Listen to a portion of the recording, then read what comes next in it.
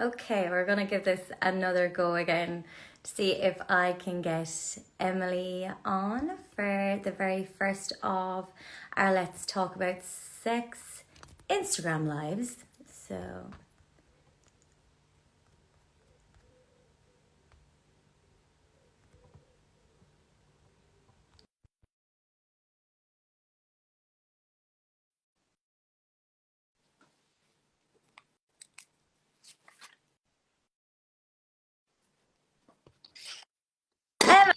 Emily, hello. How are you?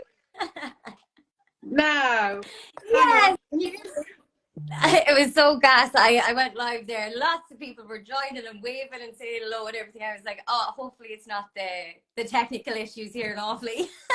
No, I think it's bound to be me. It's not you, it's me, Tara.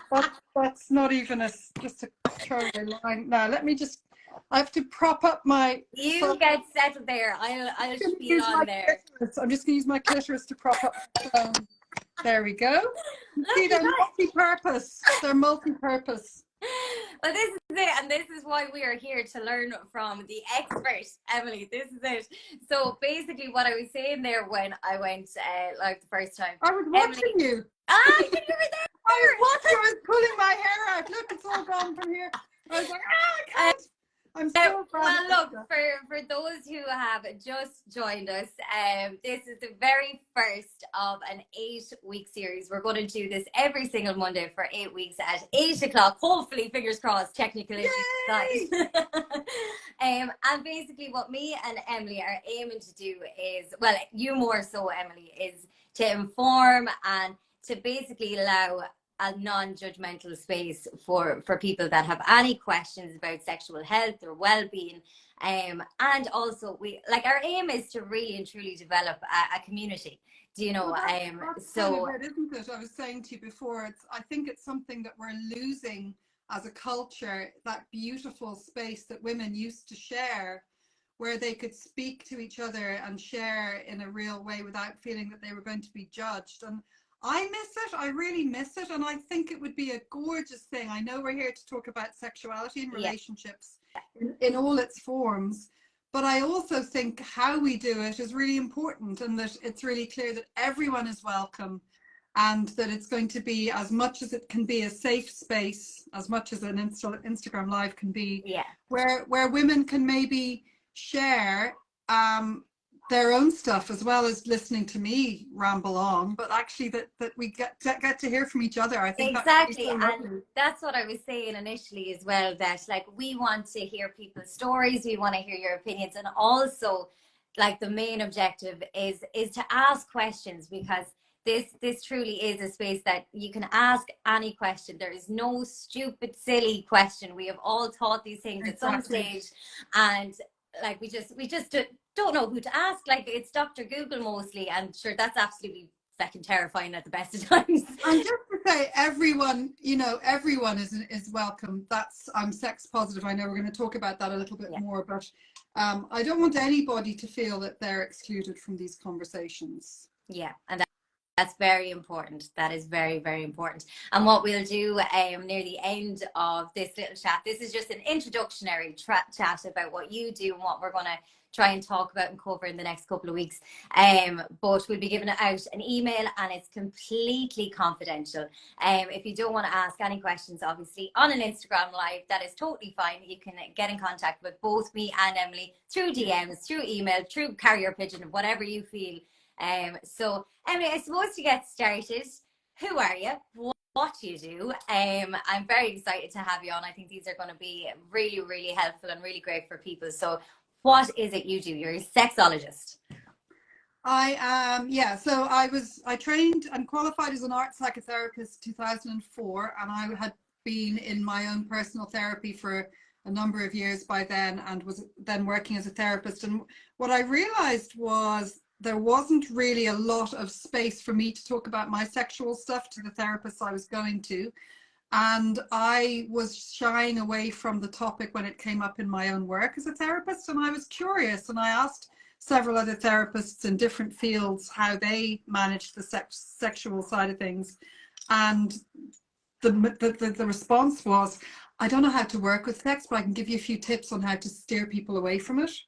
Wow. And these are good therapists. And I was like, that's not really good enough. And yet as a therapist, I get why that is, because I had this fear that anytime I spoke about or brought up sex, I'd be opening a Pandora's box and I wouldn't know what to do about it. It wasn't that I wasn't interested or was afraid of the topic. I think I was more afraid of what I didn't know, which was pretty much everything. Yeah. So I kept working, and then around 2008, the downturn began and I started to lose work as an art therapist. And yeah, I had a back injury and I got the settlement. I decided to use the money I got for the settlement to upskill. So being me, you'll get to know this about me. And I'm not saying this is the right thing or the best way to be, but if I want to do something, I'll Google the best of that thing and work my way down to see what I can afford or what I can do. So I found the award-winning course that year in sexology, found out what sexology was, which is simply the scientific study of human sexuality. So it's based in empirical research and evidence rather than morals, religious, outdated opinion. Yeah. So I really liked that, and I found the World Award-winning course, and it was in Perth in Western Australia. So I packed up my life. I was very lucky. I'm very lucky that I was able to do that. Yeah, so I went off and did that it was a full-time master's for 18 months and lived there and did that and met a whole different type of person that wasn't in Ireland back then.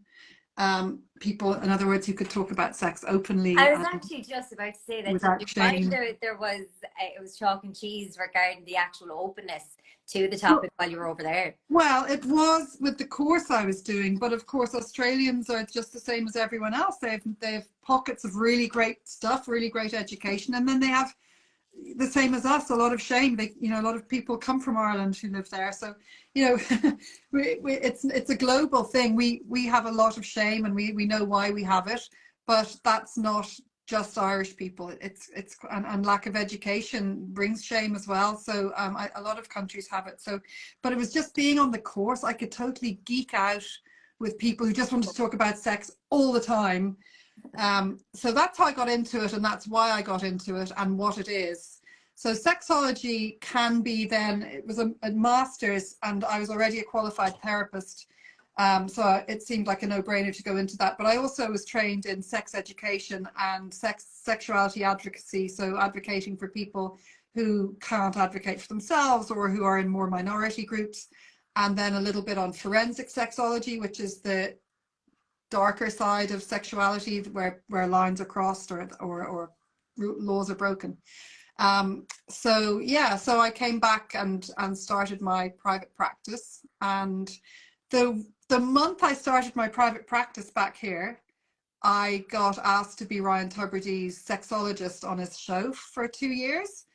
So thank you for that, Ryan Tubridy, and all that's going on. Because it really helped me to get set up.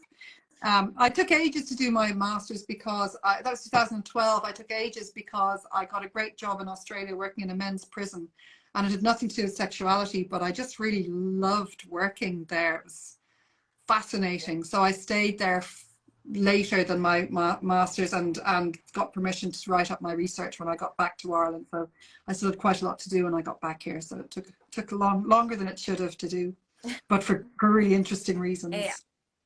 It's like I'm personally, I'm so interested in what you do and everything. Like we've had some smaller conversations prior to this, and I mean anybody that's tuning in that's going to look at these are going to be on the Instagram grid, so if you are looking, you can still get involved if you're looking at these a week later.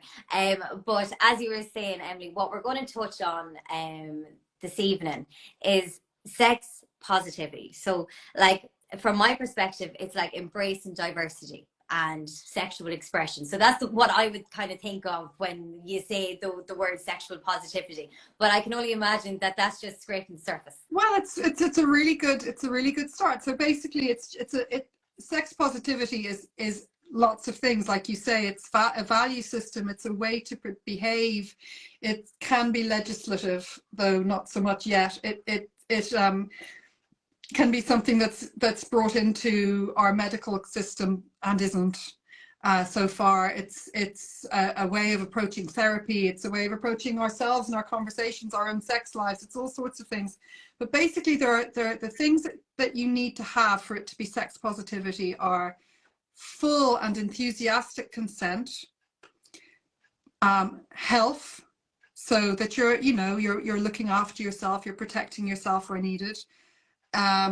What's the other one? I wrote them down because I'm so perimenopausal. Safety and pleasure.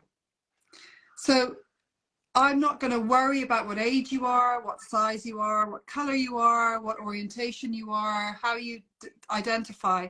All I'm going to care about is, are you safe? Are you consenting? And are you having fun? Yeah.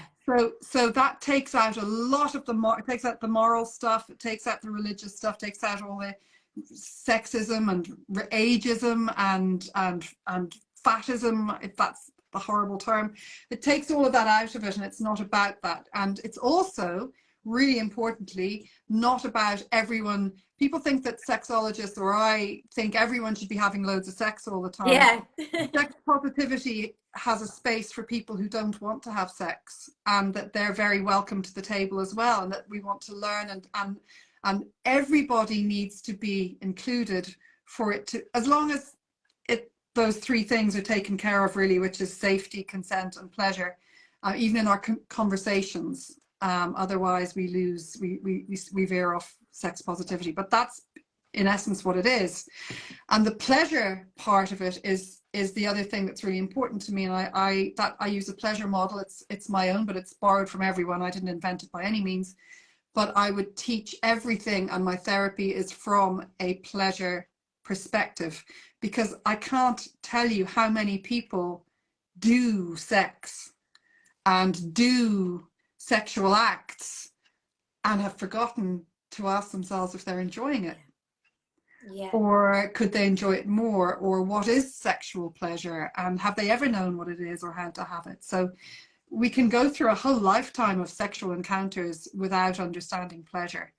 And actually, it's the reason we take our clothes off.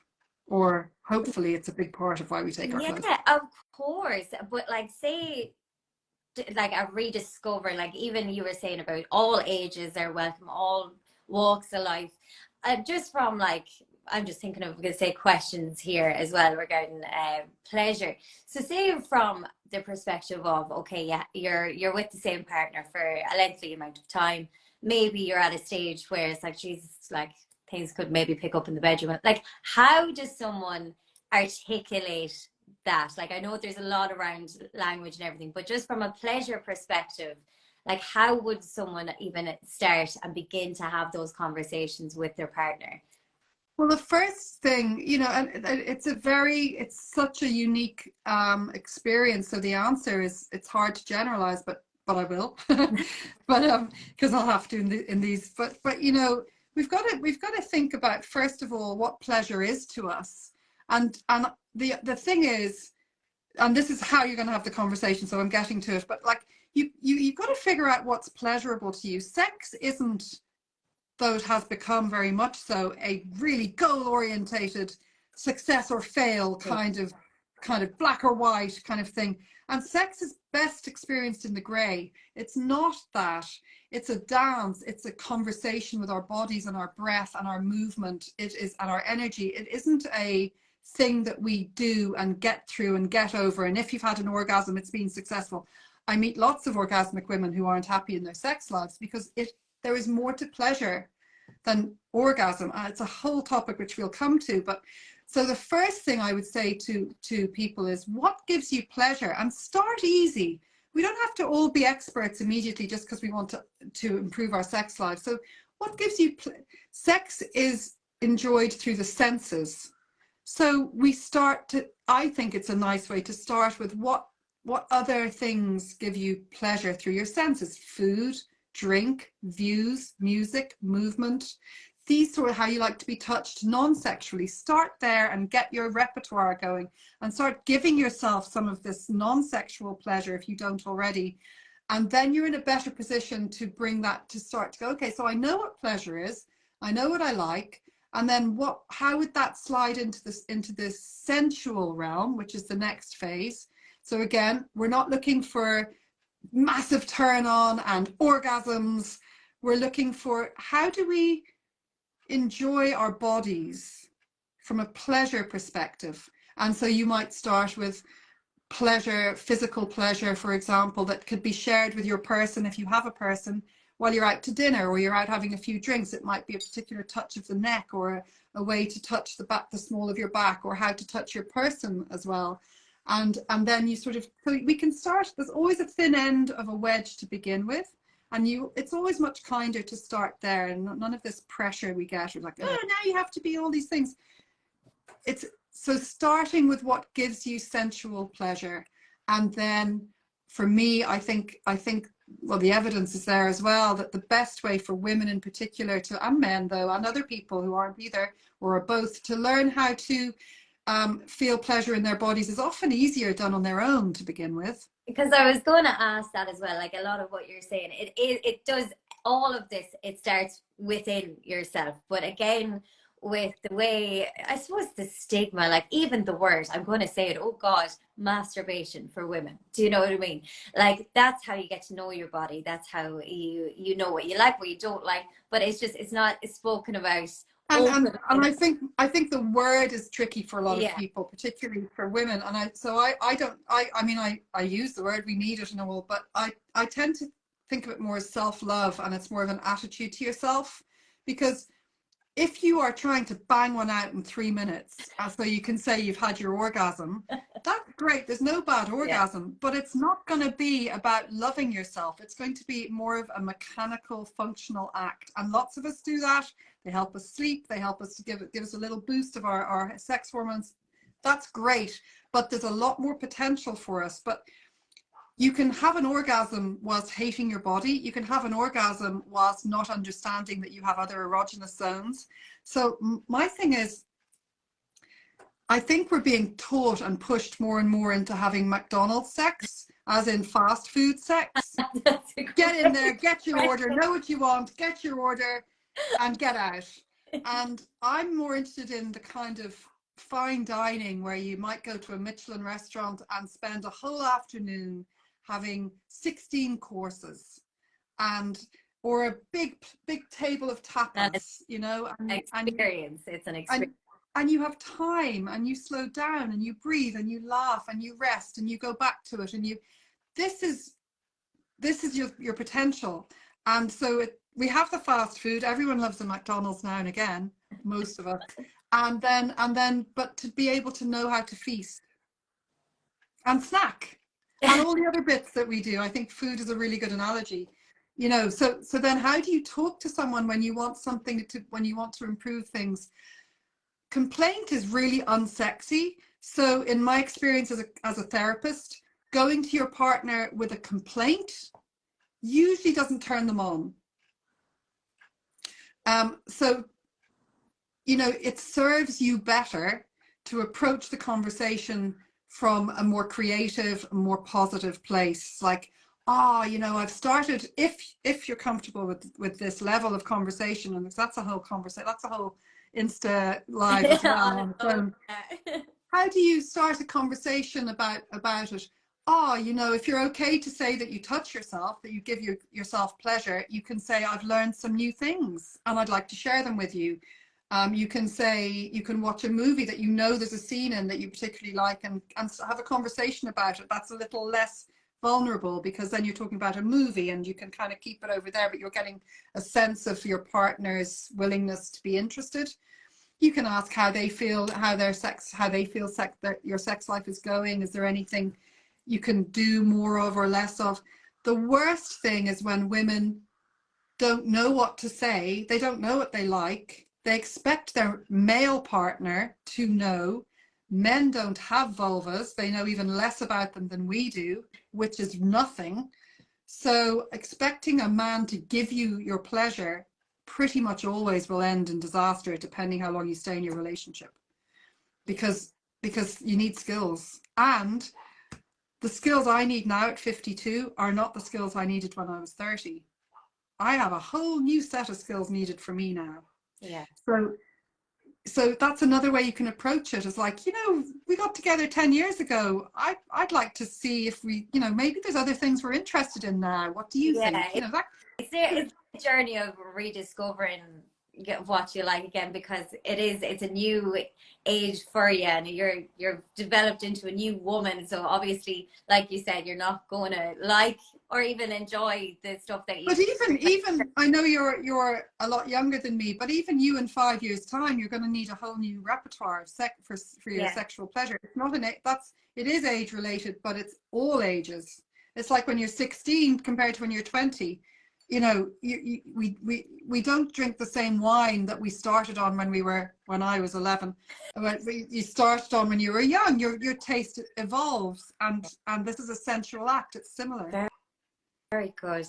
And do you know what's so gas? We actually had this initially when we were chatting first, Emily, that we were like, I think 20 minutes an Instagram live will be perfectly fine. We'll be able to get lots in. We're literally 20 minutes live now, and I'm like, Jesus Christ. So what I'm going to say now, just so it doesn't get lost in transit, is literally any question, any story, if you have any opinions. Even I know that was a very brief introductionary first live, but that's what we're here for, just to get the ball rolling. My email address, I'll put it below in the caption as well, but it's tara.mccormack@reachplc.com, and you can reach out to me on Instagram, or you can reach out to RSVP on Instagram. But Emily, do you want to share your email as well if people want to contact you directly? Yeah, so you can find me, you can email my website directly. I'm the only person who reads the emails, and it's info@empowersme.com, and all my tags for everything are empowers me, so you can find me. I don't do a lot on social media, but you can find me on my website is empowersme.com as well. Yeah. Just one final thing to say. I invite everybody.